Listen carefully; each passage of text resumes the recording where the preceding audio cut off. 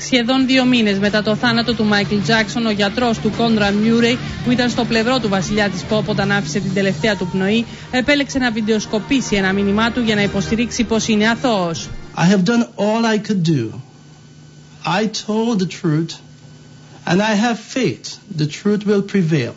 Η αστυνομία είχε κάνει έρευνα στο σπίτι και στο ιατρείο του Μιούρεϊ, αλλά δεν του είχαν απαγγελθεί κατηγορίες. Ο Τζάκσον πέθανε από ανακοπή καρδιάς ενώ έπαιρνε ένα κοκτέιλ φαρμάκων.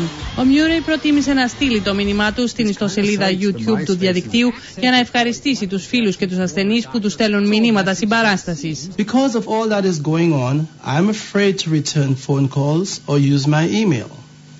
Therefore, I recorded this video to let all of you know that I have been receiving your messages.